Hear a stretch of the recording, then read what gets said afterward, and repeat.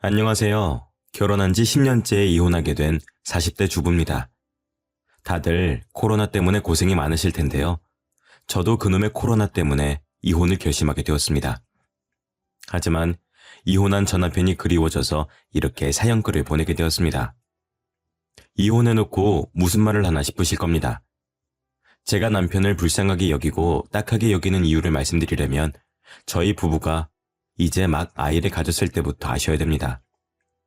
신혼여행을 갔을 때 아이를 가지게 되었는데 남편이 다짜고짜 시어머니와 같이 살자는 거 있죠. 친정엄마랑 같이 사는 거 반대할 땐 언제고 막무가내로 어머님을 데리고 와서 어이가 없었습니다. 저희 남편이 장남도 아니고 큰형이 있는데도 자기가 굳이 모시겠다고 하더라고요. 하지만 어머님이 낙상사고로 잘 걷지 못하는 모습을 보니 어쩌질 못했습니다. 시어머니 성격도 보통이 아니라서 면전에서 대놓고 같이 살기 어려울 것 같다고 말도 못했죠. 시어머니와 8년을 같이 살면서 돌아가실 때까지 어려워했지만 그때는 나이가 어려서 어머님께 대들지도 못했었거든요. 아들 하나를 키우면서 또 어머님도 돌봐드리며 힘겹게 살아가고 있었는데요. 시어머니 눈치를 보면서 사느라 조금 힘들었지만 남편이 제 편을 들어주니 괜찮았습니다. 하지만 한 번씩 고비가 찾아오더라고요. 어느 날 어머님께서 병문안을 다녀왔다며 치매 이야기를 꺼내시더라고요. 야야, 내가 만약에 치매에 걸리면은 요양원에 집어넣을 거냐? 응? 어렸을 때 친하게 지내던 애가 치매에 걸려서 잠깐 얼굴 보고 오는 길인데 세상에 어떻게 그런 곳에서 지내는지 모르겠더라. 나는 그런데 안 보낼 거지? 그럼요, 어머님. 절대 안 보내야죠. 설마 지금까지 잘 모시고 살고 있는데 어머님 치매 걸렸다고 요양원에 보내겠어요? 치매 노인이라니. 벽에 똥칠할 때까지 산다는 말이 있을 정도로 극악의 난이도가 아닌가요? 차라리 갓난아기 2명을 동시에 키우면 키웠지 치매 노인과는 못 살았습니다. 하지만 이 말은 속으로만 생각하고 차마 입 밖으로 이야기하지 못했죠. 남편도 옆에서 제 말을 듣고 놀란 눈치더라고요. 제 속도 모르고 정말 그럴 거냐고 따지길래 나중에 이야기하자고 속닥거렸습니다. 그리고 안방으로 가서 남편에게 미리 말해두었죠. 당신 어머님 앞에서 그런 것 좀 묻지 마. 어머님 앞에서 직접 모시겠다고 하지. 그러면은 시설에 보내겠다고 하겠어? 지금은 멀쩡하시니까 모실 수 있겠지만 어머니 치매 걸리면은 나 못 모셔. 당신 장남도 아닌데 괜히 어머님 모시겠다고 나서서 지금 이러는 거 아니야. 그러니까 어머님 아프시면 괜히 모시겠다고 하지 말고 요양원이든 병원이든 아무데나 입원시켜. 세상에 어떻게 그래. 지금 우리 형이 형편이 안 좋아서 이러는 건데 우리가 모실 수 있을 때까지 모셔야지. 그럼 우리 엄마는? 우리 엄마도 안 아픈 데가 없는데 혼자 지내고 계셔. 내가 외동딸이라 모실 사람도 없다고. 근데 당신이 결혼하자마자 데려와서 이러는 거 아니야. 신혼 때 시어머니 모시는 거 협의도 안 해놓고 끝까지 이럴 거야? 장모님이랑 우리 엄마는 다르지. 우리 엄마가 더 심각하니까 이러는 거 아니야. 우리 엄마 앞에서는 효녀인 척 가증스럽게 연기해놓고 이러기야? 나 참 어이가 없어서. 남편이 버럭 소리를 질러놓고 나가버리길래 속에서 열불이 났죠. 자기 엄마만 엄마인가요? 우리 엄마가 치매에 걸리면 어떻게 해야 하나 고민될 정도인데 어떻게 피도 안 섞인 노인네 똥기저귀를 갈아주면서 살겠습니까? 남편은 친정엄마 똥기저귀를 갈아줄 수 있을까 하는 마음이 들어서 짜증이 났죠. 이러다 남편과 싸울 것 같아서 안방에 계속 남아있었는데 어머님께서 문을 벌컥 열고 들어오셨습니다. 내 아들한테 다 들었다. 네가 치매 걸려도 절대 못 모시고 산다고 했다며? 시설에 보내버리라는 말을 어떻게 그렇게 쉽게 하니? 내 앞에서는 친정엄마 같다. 딸처럼 생각해달라. 별소리를 다 하더만. 네? 갑자기 들어오셔서 무슨 말씀하시는 거예요? 진짜로 저희 남편이 다 말했다고요? 너 모르는 척 시침이 떼지 마라. 속으로 음흉한 생각하고 있었으면서 감히 나를 속여? 여보, 이리 들어와봐. 어머님한테 도대체 무슨 말을 한 거야? 우리 아들은 왜 부르니? 나한테 탈탈 털릴 것 같아서 부르는 게야? 그러니까 뒤에서 음흉한 짓을 하지를 말든가. 어머님, 음흉한 짓이라뇨. 제발 제 입장도 좀 생각해 주세요. 저희 엄마도 지금 몸이 안 좋으세요. 결혼할 때 친정이랑 합가하는 거 반대하셔놓고 지금 뭐라고 하시는 거예요? 어머니만 소중하세요? 저희 엄마 모시고 저도 같이 살고 싶다고요. 그래. 네 말대로 내가 시설에 들어가마. 나 치매니까 들어가겠다고. 가증스러운 년. 얼마나 내가 보기 싫었을까. 너 같은 년이랑 같이 사니까 내가 저주받은 거 아니야. 멀쩡하던 내가 다 치매에 걸리는 거 보니까 네가 나 볼 때마다 속으로 응? 별의별 주문을 다 외우고 저주를 퍼부었나 보다. 네?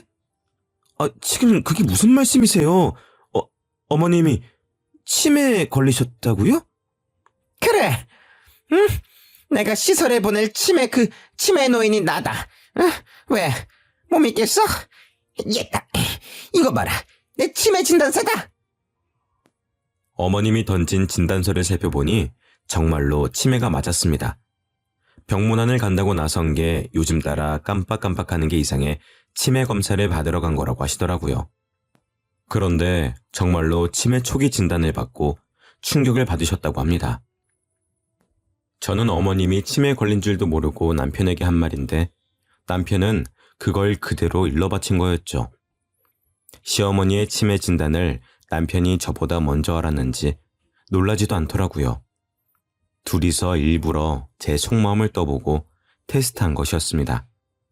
정말 배신감이 느껴졌지만 저는 변명할 수밖에 없었는데요. 저는 진짜로 어머님이 치매에 걸리신 줄 몰랐어요. 저도 사는 게 힘들어서 나온 말인데 설마 진짜로 어머님 시설에 집어넣겠어요? 그러니까 마음 푸세요. 그럴 일 없을 거예요. 가증스러운 년. 내가 네 말을 믿을 것 같아?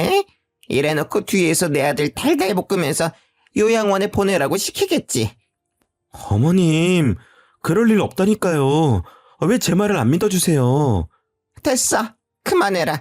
너 같은 것이랑 말싸움할 생각 없어. 시어머니가 집을 획 나가버리길래 남편을 붙잡고 하소연했습니다. 중간다리 역할을 제대로 해달라고 부탁했지만 남편은 제 말을 들어주지 않았죠. 그날 이후로 남편이랑 시어머니 둘 다 저를 투명인간 취급하더라고요.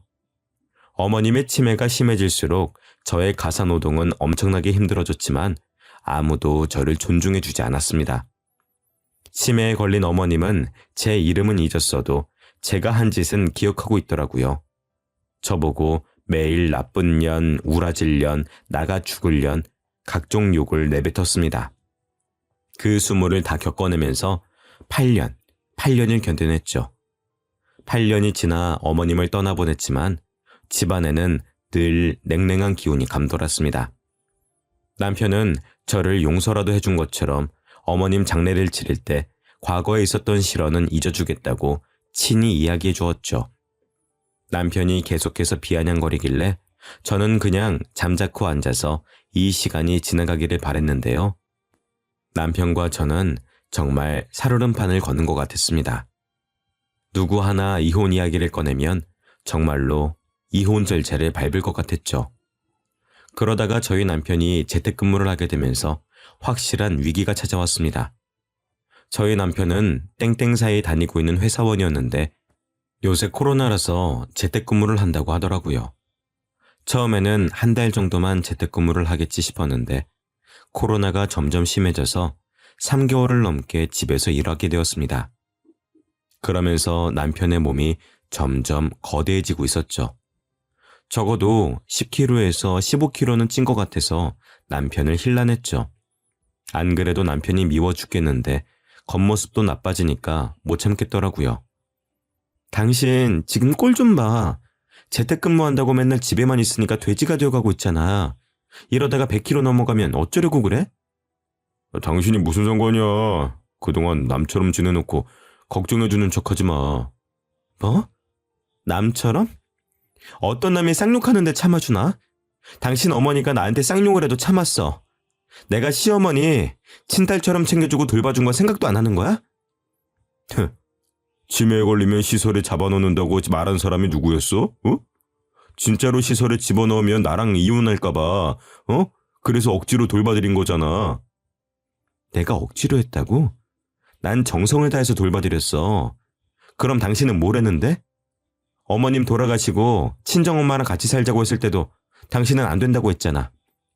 나 그것도 이해하고 참아줬어. 근데 나한테 어떻게 이래? 그럼 그때 이혼하자고 하지 그랬어? 응? 그때는 사지 멀쩡하고 돈도 잘 벌어오니까 참은 거 아니야. 코로나 때문에 벌어오는 돈도 적어지고 뚱뚱해지니까 이혼하고 싶어졌어? 당신 말이 너무 심한 거 아니야? 내가 그런 사람으로 보여? 그리고 왜 이혼까지 들먹이는데? 당신은 이혼이 그렇게 쉬워? 우리 광희가 들으면 어쩌려고 그래? 광희 이제 10살이야. 당신이 하는 말 다 알아들을 수 있다고. 제가 눈물을 터뜨리면서 소리치니까 남편이 집을 나가버리더라고요. 3-4시간이 지나도 남편이 돌아오질 않길래 집을 나간 줄 알았습니다. 제가 전화를 해보니까 헬스장이라고 집에 가서 이야기하자고 했죠. 진짜로 남편이 집에 돌아와서는 헬스장에 다니겠다고 선언했죠. 찬바람 쐬면서 생각해봤는데 내가 심한 말 한 것 같더라고. 내가 봐도 살 빼야 될 것 같아서 집 앞에 있는 헬스장 등록해놨으니까 걱정하지 마. 최대한 빨리 원래 몸무게로 돌아갈게. 남편이 먼저 화해를 요청하니까 저도 마음이 사르르 녹아버렸습니다. 부부싸움은 칼로 물베기라는 말이 있듯이 늘 이런 식으로 싸우고 화해하니 이혼까지는 안 가는 거였는데요. 하지만 저는 앙금이 남아있었습니다. 제가 희생해서 치매 걸린 어머님 똥기저귀까지 갈아드렸는데 저를 인정해주지 않고 끝까지 배척했으니까요. 남편이라는 호칭의 뜻이 남의 편이라고들 하지 않습니까? 어머님이 난동을 피우며 못된 년, 애미 없는 년, 나를 감히 요양원에 가두려고 했냐고 폭언을 퍼붓는데도 남편은 제 편을 들어주지 않았죠. 늘 어머님 편을 들며 그러니까 옛날에 왜 그런 말을 했냐고 따지고 들었죠. 그 상처가 아직 남아있어서 저는 계속해서 남편을 헐뜯었습니다. 내가 어머님 돌보느라 바빠서 살찌니까 뭘 할 땐 얹이고 고작 집에서 회사 일 하면서 살이 그렇게 쪘어? 헬스장 다니면 뭐해? 재택근무 계속하면 살이 다시 찔 텐데? 당신 왜 말을 그렇게 해? 내가 좋게 생각해서 살갑게 말해본 건데 당신이 맨날 그런 식으로 말하니까 우리가 싸우는 거 아니야. 그래. 어차피 다시 찔 살 내가 빼고 본다. 빼고 나서 보자고. 남편도 제 말에 마음이 상해서 그나마 섞었던 인사말조차 나누지 않았습니다.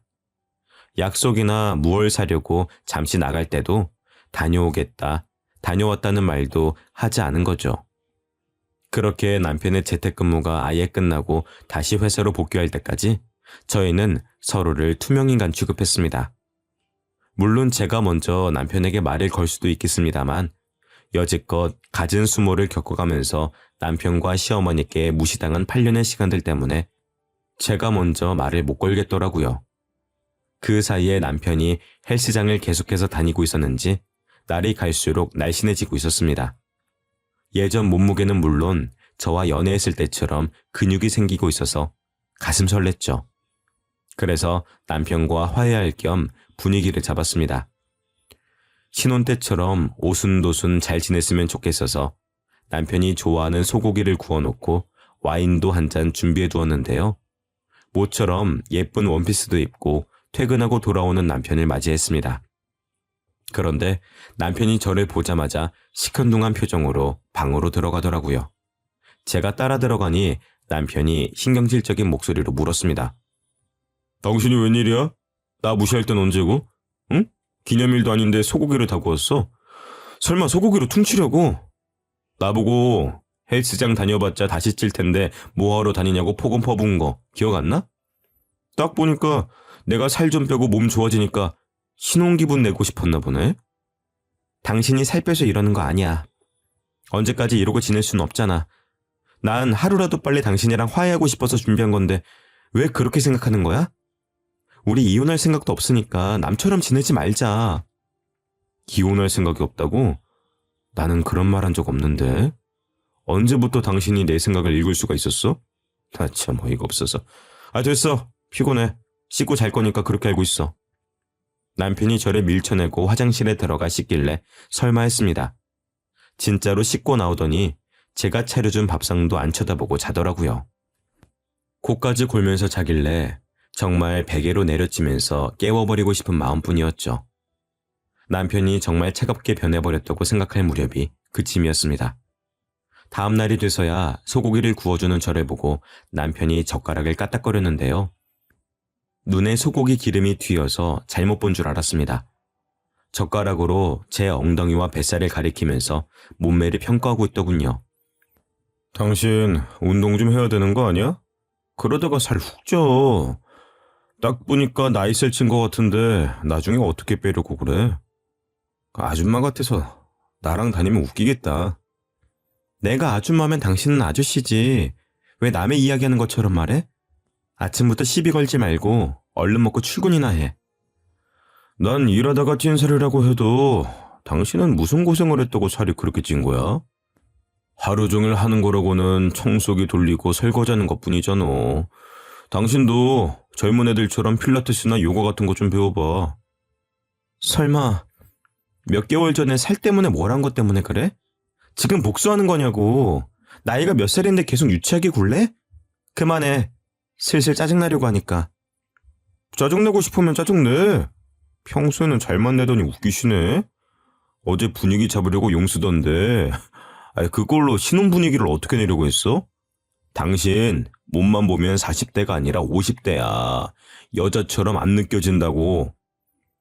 그 말을 듣는 순간 젓가락을 확 내려놓았습니다. 분노와 함께 눈물이 차올라서 남편 눈도 못 쳐다보고 집을 나와버렸죠. 집 근처 공원으로 나와서 동네 사람들이 보든 말든 펑펑 울었던 것 같습니다. 정신없이 울고 나니까 30분이 흘러있더라고요. 이쯤 되면 남편이 회사 가고 없을 것 같아서 집으로 올라갔습니다. 집에 가보니 남편이 식탁에 핸드폰을 두고 갔더라고요. 가져다 둘 생각은 추호도 없어서 구석에 던져두려고 핸드폰을 챙겨들었습니다. 그때 충격적인 장면을 목격했죠. 남편이 무음으로 맞춰뒀는지 핸드폰 알람 소리도 없이 문자가 한 통 왔는데요. 순식간에 사라졌지만 딱 봐도 여자와 나눈 메시지였습니다. 오빠 출근했어? 오늘 운동하러 올 거지? 야근하게 되면 말해줘. 같이 단백질 챙겨 먹고 운동하자. 자기 오늘도 화이팅! 사랑해! 이 문자를 본 순간 남편이 바람을 피느라 저에게 차가워진 거라는 생각이 들었습니다. 그래서 남편이 올 때까지 기다렸죠. 제 예상대로 남편이 오자마자 핸드폰을 찾더니 제 눈치를 보더라고요. 저는 모르는 척 집안일을 하다가 남편의 비밀번호 패턴을 알아냈습니다. 남편이 자는 사이 몰래 알아놓은 패턴으로 핸드폰 잠금 장치를 열어보았죠. 문자가 지워지지 않고 아직 남아있길래 제 핸드폰으로 찍어두었습니다. 제가 본 문자 말고도 헬스 트레이너와 수많은 문자를 나눴더라고요. 헬스장을 처음 다닐 때부터 연애하는 것처럼 알콩달콩 이야기를 나누었다는 사실을 알고 충격을 먹었습니다. 최근에는 본격적으로 저를 속이고 데이트를 하거나 당일치기 여행을 간 날도 있었는데요. 그 문자들을 본 순간 운동하러 가는 남편을 따라 나서야겠다는 결심이 들었죠. 그래서 바로 다음 날 남편 회사 근처에 숨어있게 된 거였습니다. 남편이 퇴근하고 회사에서 나와 헬스장으로 가는 것 같길래 저도 따라갔죠. 남편이 당연히 헬스장으로 갈 줄 알았는데 웬 주택가로 들어서더라고요. 설마 그동안 헬스장이 아니라 불륜녀의 집으로 들어간 것이 아닐까 하는 예감이 들었습니다. 역시 제 예감이 맞더라고요. 남편이 익숙하게 오피스텔로 들어가 불륜녀 집 비밀번호를 누르더니 현관문을 열고 있었습니다. 당연히 그 안에서 불륜녀가 튀어나와 남편에게 안기었죠. 저는 그 모습을 보자마자 바로 달려가 불륜녀의 뺨을 내려쳤습니다. 남편이 화들짝 놀라 저를 보더니 대뜸 소리를 질러댔죠. 당신이 왜 여기 있어? 지금 설마 날 미행한 거야? 완전 미친년 팬네 아니야. 아무리 가족이라도 그렇지 이거 범죄인 거 알지? 스토킹에 폭행죄까지. 야, 우리 지훈이가 때릴 데가 어디 있다고 때려. 당신 거기 딱 있어. 경찰에 신고할 테니까. 뭐? 신고? 당신 돌았어? 나 몰래 바람핀 것도 모자라 신고를 해? 그것도 불륜녀 편을 들면서? 그래, 신고해. 경찰 올 때까지 너 죽고 나 죽자. 누가 이기는지 보자고. 제가 불륜녀 머리채는 물론 남편의 머리채까지 잡으려고 하니까 남편이 난동을 피우며 저를 밀어냈습니다. 아이씨, 이 옆에 내가 진짜. 당신이 뚱뚱해서 이러는 거 아니야. 우리 지훈이를 봐. 얼마나 날씬하고 예뻐? 근데 당신은 곧 있으면은 아줌마를 뛰어넘어서 할머니가 되게 생겼네? 거울은 보고 다니는 거야? 어? 왜 이렇게 막말하는 건데? 생각이란 걸 하고 있긴 해? 진짜 나랑 이혼하려고 이러는 거야? 우리 광희를 생각하라고. 당신 원래 이런 사람 아니잖아. 이 여자한테 홀려서 이렇게 된 거잖아. 내가 이번 한 번만 봐줄게. 그러니까 우리 돌아가자. 응? 내가 왜? 이 손 놔. 우리 엄마 치매 노인이라고 매일 눈치 주고 집안에서 편하게 못 있게 할 때는 언제고 피해자인 척하는 거야? 다른 여자들은 아무 말 안 하고 시댁살이나 잘한다고 하던데, 응? 당신은 뭐가 그렇게 잘나서 틈만 나면 나한테 뭐라고 하고 시비 걸고 그러냐고. 너 잘난 거 하나도 없잖아. 예쁘기를 해, 날씬하기를 해? 둘 다 부족하면 성격이라도 좋든가. 제가 간절하게 매달리는데도 남편이 제 손을 뿌리치면서 저에 대한 비하 발언을 내뱉더라고요. 기다렸다는 듯이 줄줄이 저에게 욕을 해대는데 정말로 오랫동안 생각해온 진심 같아 보였습니다. 남편이 저 몰래 이런 생각을 하고 있다니. 남편의 손이 제 손이 아닌 제 뺨을 후려치는 기분이 들었죠. 갑자기 몰려오는 배신감에 못 이겨 저도 남편에게 이혼 이야기를 하고 말았습니다. 아, 그러셨어? 당신만 힘들고 불편했다 이거지? 정작 치매 놓인 똥기저귀 갈아주고 욕짓거리 다 듣고 산 나는 오죽했겠어? 그래, 8년간의 고생도 이해 못해준 사람이랑 어떻게 살겠니? 당신 나랑 이혼하고 싶어서 이러는 거지? 이혼하자. 지금 당장 이혼하자고. 바라던 바야. 이혼 도장 바로 찍어. 당신이랑 어떻게든 이혼하고 싶었는데 드디어 이혼하게 됐네. 대놓고 바람핀 주제에 내가 그냥 이혼해 줄 것 같아? 불륜 증거 다 모아뒀어. 내가 이혼 소송 걸 테니까 위자료랑 우리 광희 양육비나 준비해. 남편이 이쯤 되면 제게 빌빌거리며 다시 생각해보자고 할 줄 알았습니다. 그런데 콧방귀를 뀌고 불륜녀와 함께 집 안으로 들어가 버리고 말더라고요. 차마 초인종을 누르며 당장 나오라고 이혼하자는 말 취소하라고 할 순 없었습니다. 그저 불륜녀가 사는 집 앞에 주저앉아 눈물만 흘리고 있었죠. 다 울고 나니 혹시나 남편이 돌아오진 않을까 기대했습니다.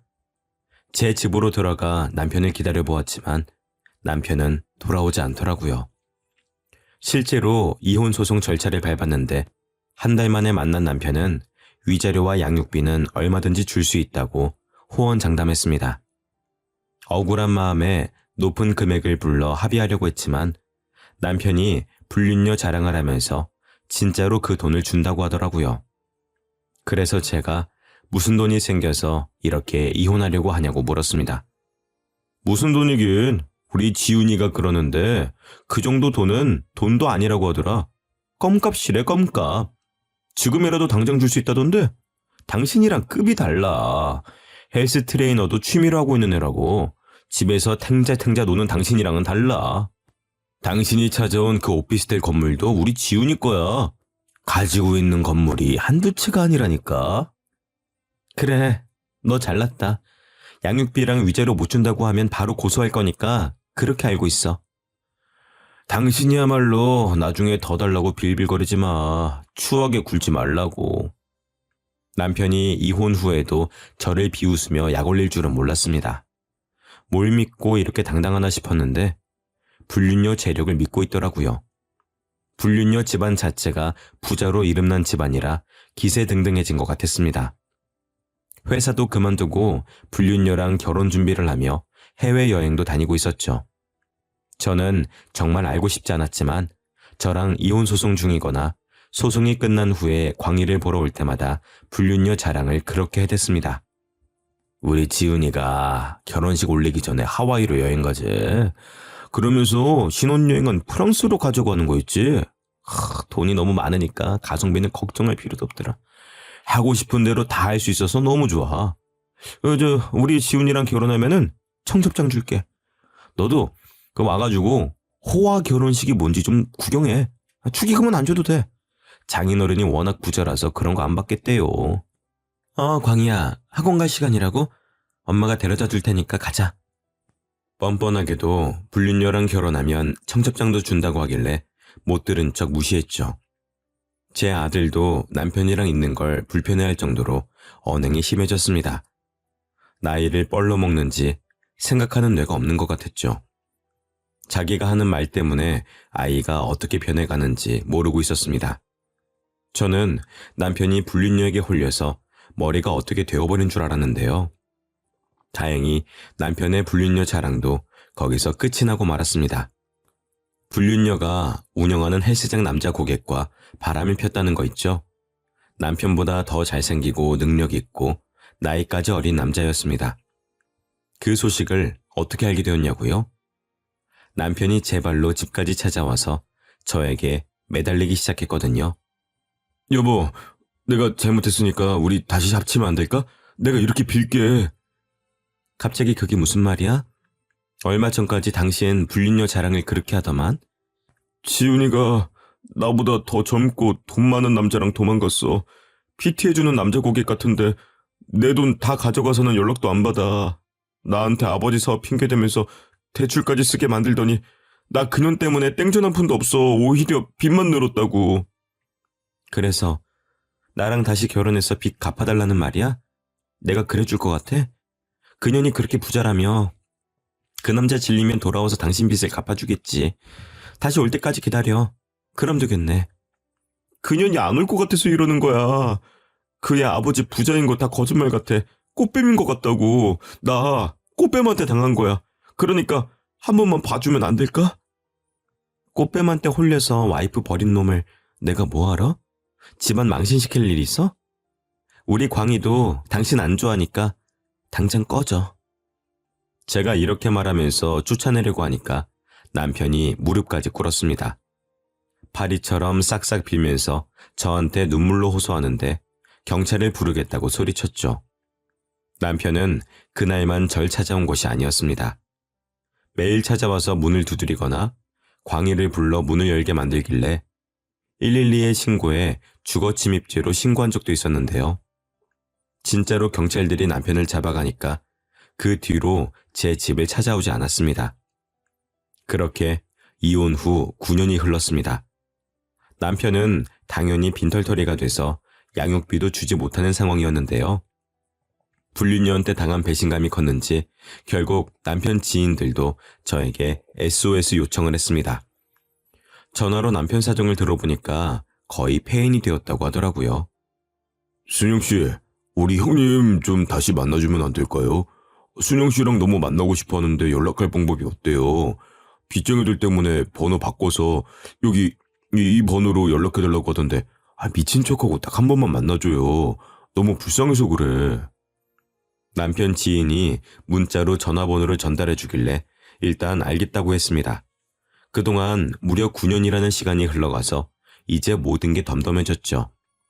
남편만큼은 아니지만 과거에 제가 잘못한 것들도 생각나서 조금은 후회가 됐습니다. 그때 그런 인신공격을 하지 말고 차분하게 잘 말해볼 걸 하는 그런 반성을 가끔씩 하고 있었거든요. 이런 후회는 둘째치고 남편이 지금은 어떻게 지내고 있는지 궁금하기도 했습니다.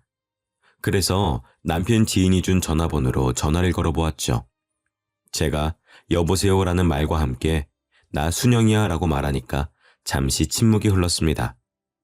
침묵을 깬 사람은 남편이었죠. 순영아, 오랜만이다. 제철이한테는 내 이야기 들었어? 너한테 더 하고 싶은 이야기가 있는데 잠깐만 얼굴 좀 볼 수 있을까? 오랜만에 밥 한 끼 하자. 우리가 만나서 할 이야기가 있을까? 너는 없을지 몰라도 나는 있어. 광희도 보고 싶고 나도 양육비 주려고 노력할 테니까 한 번만 기회 주라. 남편이 이렇게까지 간곡하게 나오는데 어쩌겠나요? 남편이 만나자는 약속을 잡으려고 하길래 알겠다고 했습니다. 내일 오후 5시 제 집 근처에서 만나자고 하길래 한숨도 못 잤습니다. 불편한 자리가 될 것 같아서 긴장이 되더라고요. 그렇게 다음날 오후 5시가 되어 집 근처 카페로 가니 남편이 먼저 앉아 있었습니다. 정말 몰라보겠더라고요. 제가 살쪘다고 구박했을 때보다 더 쪄서는 100kg은 되어 보였습니다. 처음에 긴가민가해서 조심스럽게 자리에 앉으니 남편이 멋쩍게 웃어 보이며 말했습니다. 너무 변해서 못 알아보겠지. 잘 보일 사람도 없고 일하고 퇴근하고 술 한잔하면서 살다 보니까 이렇게 됐어. 일은 하고 있었던 거야? 재철 씨한테 다 들었어. 거의 폐인처럼 살고 있다며. 집에 틀어박혀서 술만 먹고 사는 거 아니지? 일은 하고 있어. 그냥 음식 배달 업체에서 일하고 있는데 벌이가 안 좋네. 배달 일을 한다고? 재혼한다고 회사 그만둔 뒤로 다시 취직 안 한 거야? 다시 취직했는데 해고당해서 1년 전부터 배달하고 있었어. 오토바이도 탈 줄 모르면서 무슨 배달을 한다고 그래? 요즘 비도 많이 오고 오토바이 사고 많이 나던데 당신도 조심해. 제가 사고 걱정을 하기 무섭게 남편이 긴 바지를 걷어올려 다친 상처를 보여주었습니다. 딱 봐도 아스팔트 바닥을 그대로 긁은 듯 험악한 상처가 무릎에 나 있더라고요. 병원에 갈 만큼 심각한 상처인데 응급처치를 안 하고 참고 산 것 같았습니다. 제가 그 상처를 보고 놀라니까 남편이 아무렇지 않은 척 어깨를 으쓱거렸죠. 안 그래도 오토바이 타다가 넘어져서 이렇게 상처 났는데 뭘. 며칠 지나면 괜찮아질 거야. 이러지 말고 나랑 같이 병원 가자.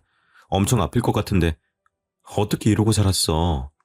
아니야, 우리 광희 양육비 줄 돈도 없는데 무슨 병원이야. 침 바르면 다 나아. 내가 병원비 내줄게. 그러니까 가자. 응? 병원비 말고 나랑 밥 먹어주면 안 될까? 당신이랑 술 한잔하면서 그동안 어떻게 지냈는지 듣고 싶은데. 광희는 잘 지내? 갑자기 보자고 하면 싫어하려나? 광희한테 한번 물어볼게. 광희 요즘 사춘기라서 예민하거든. 당신 만난다는 말 할진 모르겠다.